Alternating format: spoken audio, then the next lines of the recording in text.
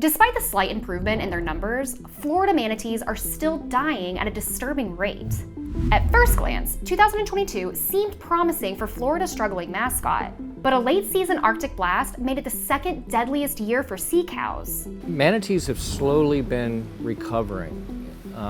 Their populations have slowly been increasing, but like what we saw in 2021 and what we saw in 2022, with hundreds and even 1,000 manatees dying, they're not out of the woods yet. Starvation and malnutrition remain the leading cause of death for this beloved species.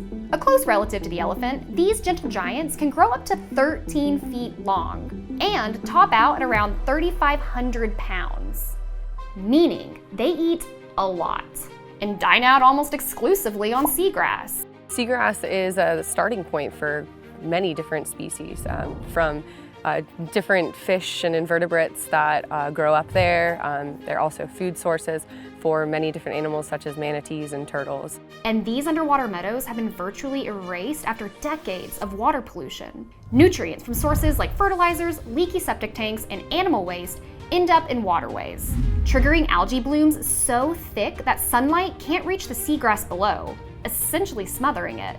So you'll have thousands of manatees in this area, which they come sort of expecting, where's the buffet? And they arrive and it's not there.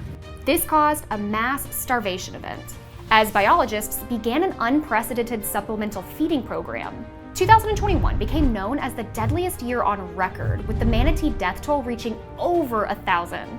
Biologists plan to continue the feeding program, and other efforts are underway to regrow seagrass meadows.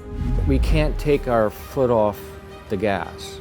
We're going to have to remain diligent to make sure that we're putting into protections, we're creating wild space for them, and also trying to make sure that we can live with them and they can live with us.